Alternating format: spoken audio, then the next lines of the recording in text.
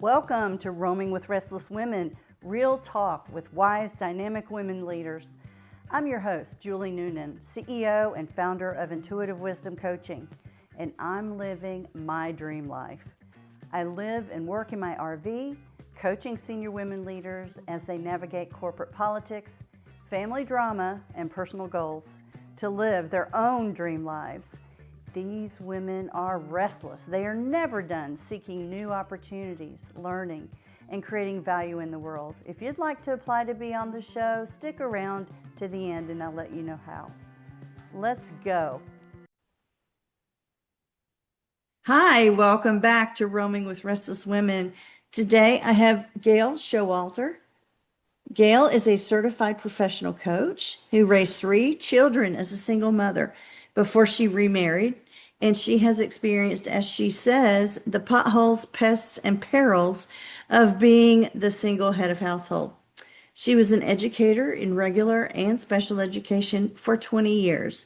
She's also the founder of Single Moms Empowered, formerly SMORE for Women, a nonprofit that supports single moms while they earn a degree that leads to employment.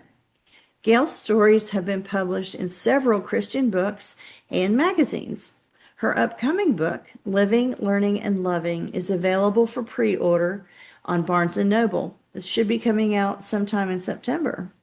Welcome, Gail. Let's start by hearing about your professional journey. Well, thank you Go for having ahead. me. Yeah. Uh-huh. Professional journey was very interesting in that I became a teacher, and that was because my dad insisted I get a teaching certificate when I was majoring in drama and art. And so I got the teaching certificate, and when I became divorced, I needed that teaching certificate. So I began teaching, and I had to go back to college to get an English certificate so I could teach English. I did all of that and raised my children at the same time, of course. And I probably wasn't always the best mom because I would teach school with a bunch of kids during the day, come home and have a bunch of kids at house. So yeah, that was interesting years. And ultimately, after I remarried, I became a radio, I was on the radio spots several times a week. And then I began writing in 2000 and did that and got published in several places, which is great to do. You know, it's always fun. Tell your story and have other people listen to it. So I Oh, did some yeah. public speaking and that sort of thing. But my heart for single moms has been the main thing that I've worked on in my Mm. later life, and began doing that seriously in 2007. And then after some years of watching single moms, coaching them, working with them, I realized that the one common thread that the most single moms have that is the most difficult is the women who've never gotten kind of a skill, a certificate, an education of any kind. So they were having struggles, lots of Mm. struggles financially. And so I knew there were models out there for organizations that helped, but normally those big organizations take millions of dollars to set up. So I couldn't do that. And I began thinking, well, I'll do it very small at first. We'll just start with one mom, which we did. I got an organization together, which is now a nonprofit doing very well, has a wonderful board of women. And as you can see these pictures up over my head, these are Yeah. different moms that have graduated or in the process. And we managed to support them financially, spiritually, emotionally, and in whatever way we can. And we've done really well with this because Mm-hmm. there's a need, there's a huge need. You know, there's 10 million single mothers in the United States, and 1/3 of them live in poverty. And yet there's a stigma. So people still have that attitude about the single mom, which I don't understand because it's most of the time it's not their fault. And many of them do not receive any support, any child support at all. And so Well, you've got, and with this administration, who knows what's going to happen? with all of the support that they might have right now. It's not, Right. Right. guaranteed. That's true. That's so true. And so it's a dilemma. And I think, I look back in my life, my long life, and I think by now, sure, we have got this figured out, but no, we haven't gotten it figured out. And so I work at this day and night, and then I ended up turning it over into a board of directors. And so they do most of the work. I do a lot of PR. I do a lot of, this sort of thing, posting, podcast, online blogs, and so forth. But my main passion is to see single moms succeed. And there is nothing like the joy of watching one of them graduate and get a job. Oh, Something yeah. could ever happen because, they're working, they're raising kids. How can they go back to school, right? Nowadays, it's a little easier. They can do it online. A lot of them do that. But we also make it possible to pay for their childcare, to pay for, other things, gas Yeah. and other things that they need in order, and tuition, of course, but in Mhm. order to get past this hurdle that it takes for them to get there. And most of the time, it's a 2-year degree. We have dental hygienists, we have radiologists, we have a police officer, we have a couple of social workers. So yeah, and those took longer, of course, but it's just a great thing to do. And I look at other people and women my age, there is a lot of things that women our age can do. I mean, Absolutely. there's a need out there and you can help meet it. And so that's what I like to inspire women to do that. So when did you like fall in love with this idea? When was that? Was it while you were still married? I mean, while you were still teaching? Or when No, was this in raising your children? Where was this seed planted? honestly, it was after I remarried and I had a wonderful life. I do have a Yes. wonderful life. That I began to think about these moms and what I could do for them. And so what I did was I created Days of Blessing and got a group of other women together, and we brought in a handful of women at a time and gave them a Saturday where they got served and they got massages and they got time with experts depending on what our theme was. Maybe it was about money matters, maybe it was about personality types, whatever. And we gave them an entire day of gifts and time to themselves, and really they were brought to tears because most of them had never had this kind of opportunity. And Yeah. and we had retreats. We had weekend retreats for about 6 years. I did that, where it was a wonderful facility that we have, and they went and spent the night. And of course, they had to get some childcare, but we planned all this in advance, and they were very wonderful weekends for these moms. And as I did that, and I worked with them one on one, I began to see, like I said, this cord. It didn't matter their race, their background. It didn't matter their upbringing. What mattered was that they didn't have the opportunities that I had had. They didn't have a way to go out and get a job that included insurance, for example. It's huge. Yeah. Yes. Yeah. And so I began to look at that, and I was a member of another organization that gives grants to single moms, which, if you're listening, and you need a grant and you're already in school and maybe you have only about 18 months left, contact me. I'll help you with that. I'll help you make some contacts because there is a wonderful organization called PEO International, and they provide grants for women who are continuing their education. And so I work with that. I just think that I I have a heart for women, period. But Yeah. mostly I have a heart for single moms because they have been dealt a card that's really hard to play. Yes, it is. Wow. So what was the biggest challenge that you personally faced when you were a single mom and working? Mm, For me, it was the emotional difficulties with their dad and so forth, And I have I'll do a little sidetrack and then I'll tell you more about that. I've just started a single mom connect Zoom once a month. And this came up in our meeting last Saturday. Oh, And you can make a connection for that if anyone anywhere can get on Zoom, can participate for free, completely uh, open to them. But wow. but my difficulties were emotional more than anything. Mhm. There were financial difficulties, yes, because it changed and it does this. There are statistics. It changes your situation financially for the mother. It doesn't usually change for the father like it Mhm. does for the mother. And that's kind of an obvious situation. But my difficulties were emotional, watching my children be confused, disappointed, and the conflicts.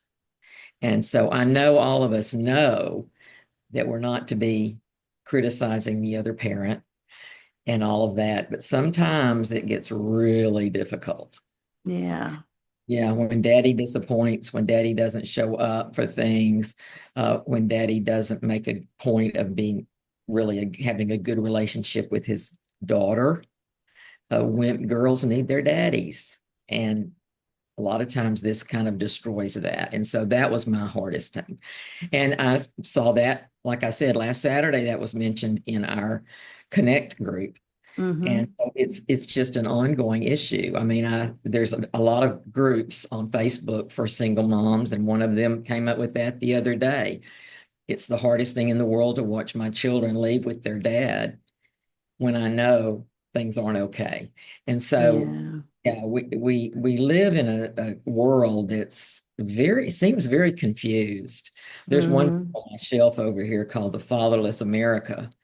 Uh, Unfortunately, are a lot of deadbeat dads. Now, mine was not that Mhm. or that, and I'm not a male basher. I'm just Yeah. saying statistically, there are a lot of men that are not participating in being fathers to their children, including buying clothes for them and that sort of thing.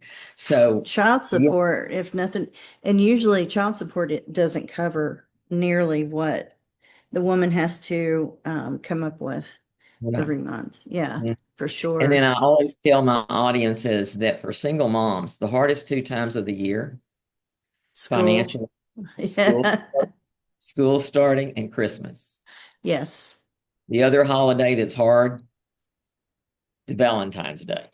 But Oh, we always yeah. try to do things for the moms to at those times, support them, give them what they need. And I also tell people if you're not a single mom, but you know single mothers, and chances are you do, Mm-hmm. don't think just because everything on the outside looks good that there's not chaos behind all that.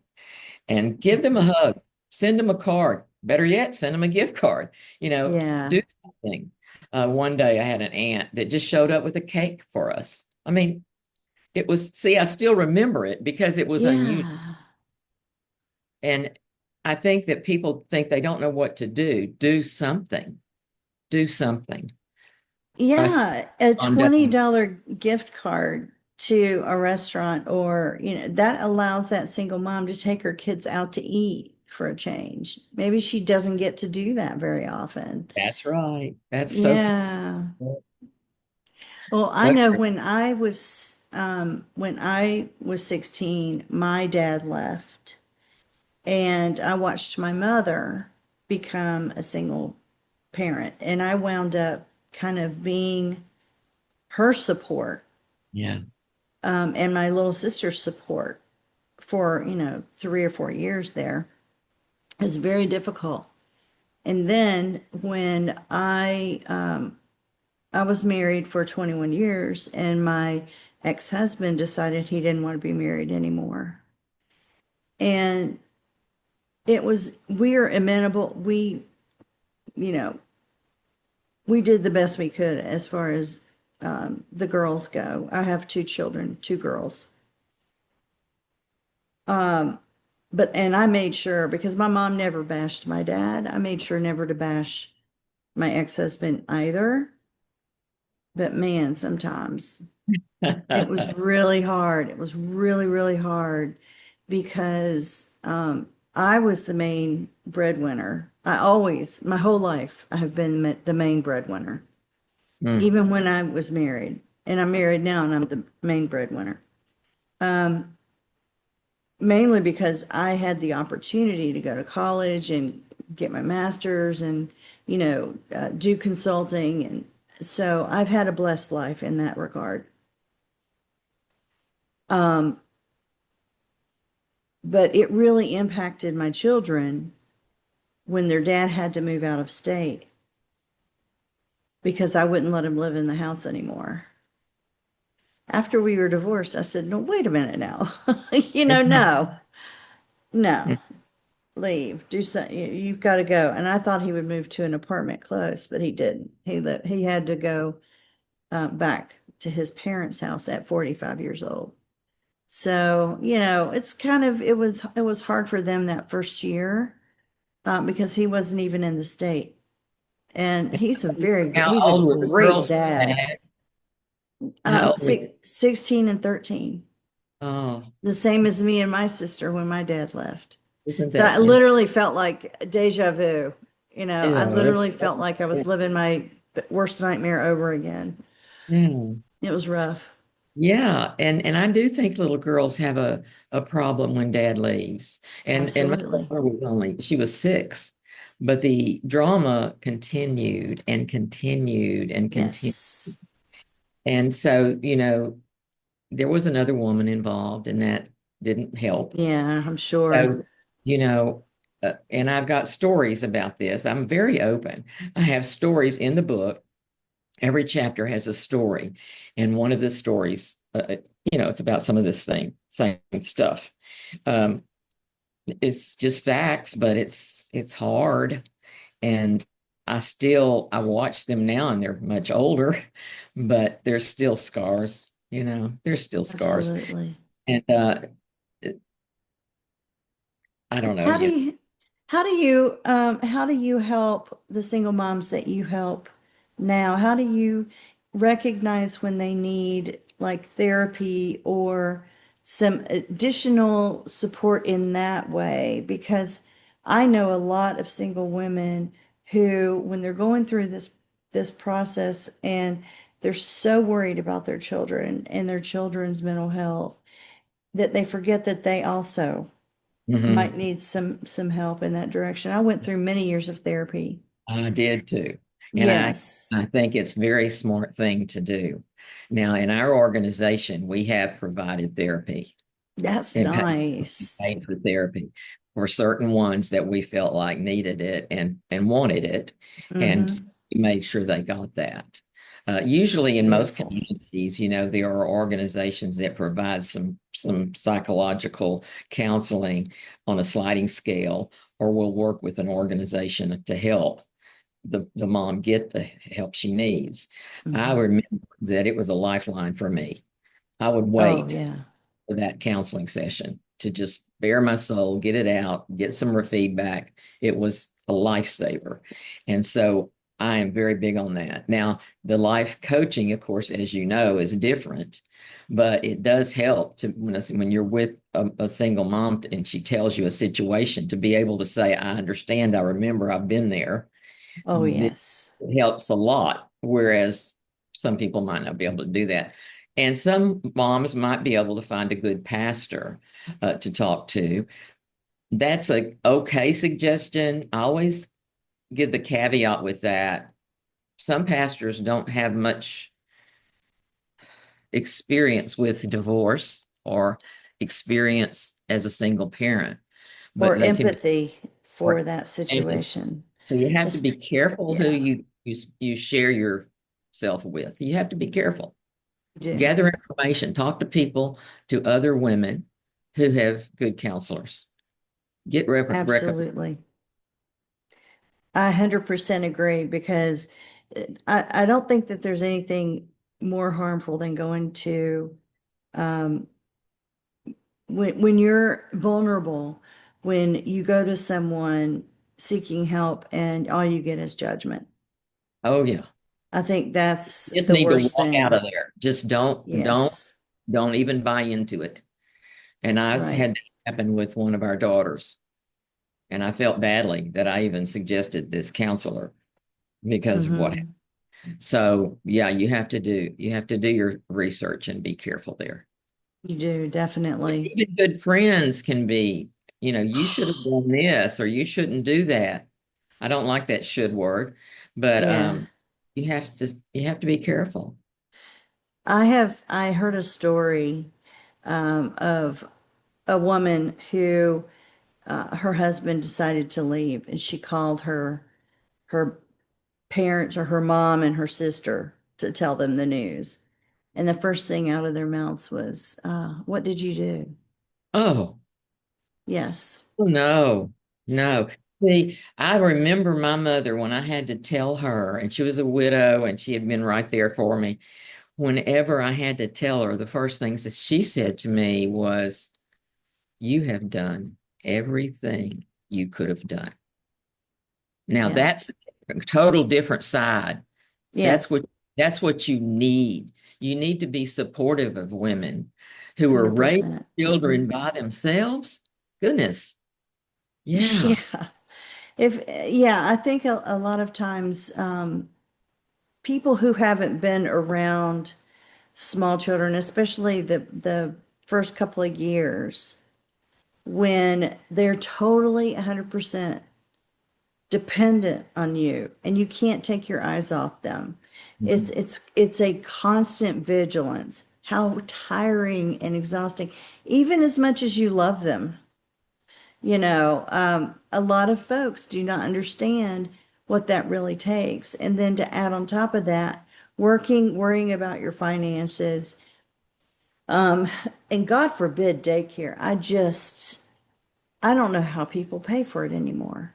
No, My kids went to daycare and it was expensive then, but nothing like it is now.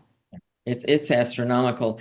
I can't get over it. And but like I said, we help them, we pay, but not every mom has this and cannot, there's no way out of the Right, situation they're in.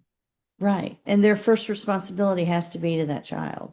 And it is, what we need to remember is these mothers love their children, just like I love my children. Yeah, And they will do whatever they can for those children. yeah. And that's motherhood, that's what we do. That's how we're wired. Hmm. So tell me about your book because we're getting close to the end and I want you to be able to talk about it. So tell me about your book.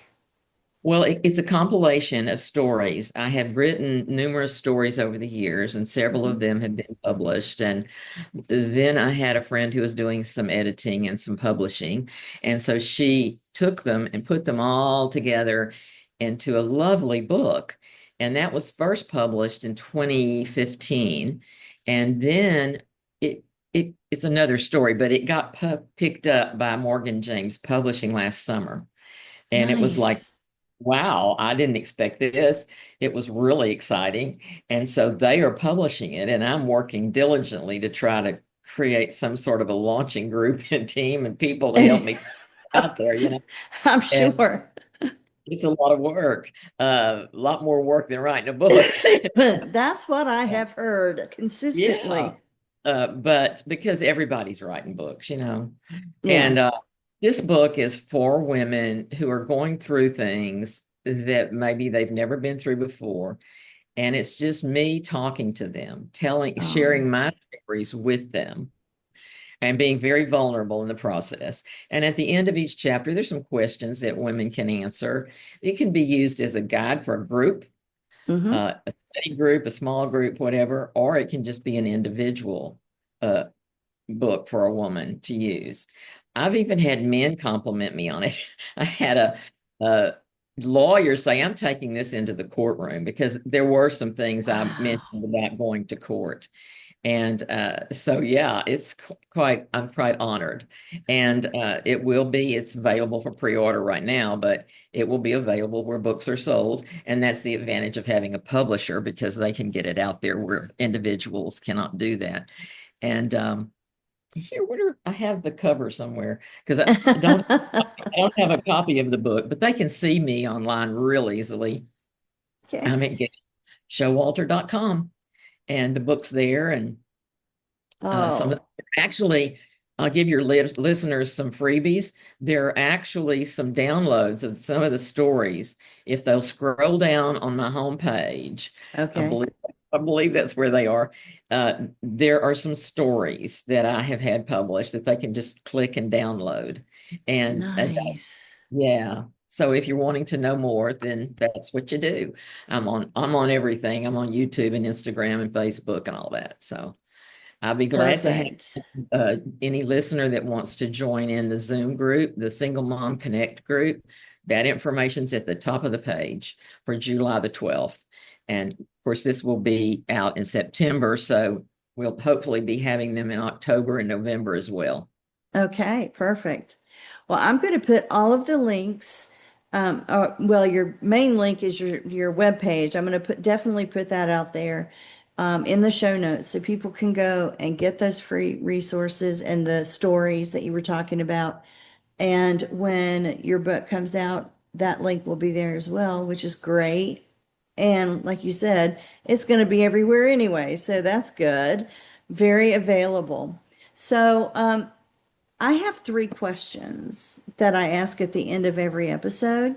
But before I do that, I wanted to give you the opportunity to share just your words of wisdom to our audience, to single women out there, to single moms, whatever. Okay.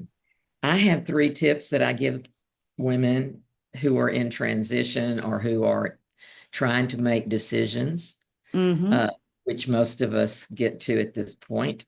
The first one is to gather information Yeah. uh, because there is information at our fingertips, literally. It's easy to do and it doesn't cost you anything.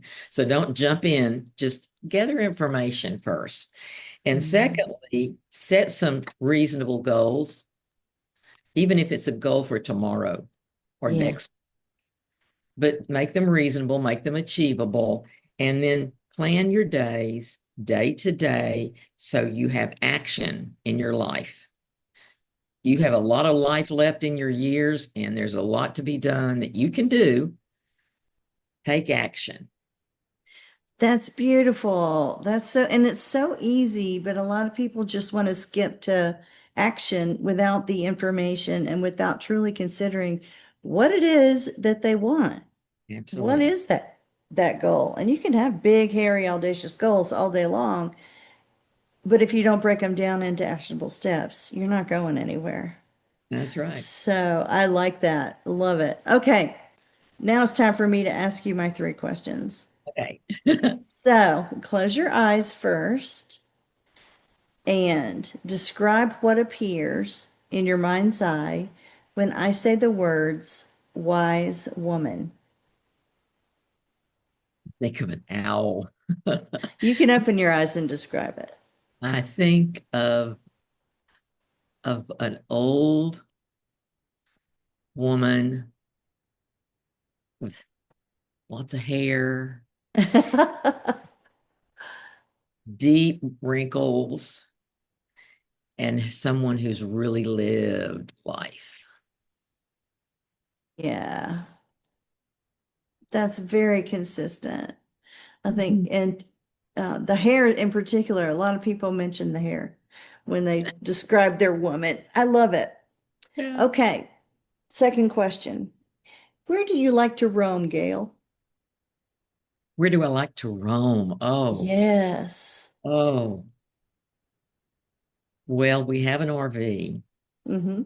and we've roamed a lot, It's but good. I really like Maine. That's my favorite state to go to because it's not touristy and it's just real simple and they have lots of lobster. I like Roaming where I can have lobster. Oh, that's beautiful. We have not made it to Maine yet, but that's on the list. I Yes, know, I know. go to Acadia National Park. Yes, that's on our list for sure. Sure, I it's can't wonderful. wait. Okay, so what makes you restless in a good way? In a good way? Yep. Well, when I don't have something on my plate to do, I get restless and I find something creative. I'm Yeah. very into art and creativity and I sew a lot. So that makes me happy. But restless is when I don't have enough material to make something, to sew. Yeah. Yes. Now you don't take this the wrong way, but you sound like my mom. She was a seamstress Mhm. and I wish that she could still sew. She's in Alzheimer's unit right now, unfortunately. But we have all of her things, precious things that she made for us and for our kids when they were little. And we've saved those. And so it's when you actually make something with your hands, and she was a painter too. Oh, I So think I we have love. all of her paintings. There's just something that it connects you, to the feeling you have when you're around your mom. And even now, when we go to visit her, my sister and I, like I told her, I said, it's not the conversation because she doesn't really make sense. It's not that she doesn't even know who we are. And she's different than how her personality is different because of the Alzheimer's. But when I hug her, that's still my mama. And it's that feeling, it's that feeling. I don't care if she makes sense. I don't care if she doesn't know me. I know her and still need my mama. And I'm 62 years old. So, that's the beauty of what you're doing is you're helping those moms and kids make that kind of a connection that no matter what, those kids know they're loved and those women know that they're supported. Yeah, So thank thank you for you. that, Gail. Thank And you. make sure that you send me, if you don't mind, the link to your organization so that should anyone feel led to donate, they can do that. They That can would do be it on lovely. through Facebook is the best way right now to Okay. get to the organization and Single Moms Empowered with a capital E at the end, All empowered. right. All Yeah. right. I will make sure to put that in the notes as well. Gail, thank you so much for being with us today. Thank you for having me. I enjoyed it. We will see you all next time. Julie Noonan here. Thank you so much for listening to Roaming with Restless Women. If you're a successful senior woman leader who would like to be on this program, please visit podcast.intuitivewisdomcoach.com. If you enjoyed this interview, please share this episode on social media and make sure to subscribe so you don't miss any future episodes. Your thumbs ups and reviews go a long way.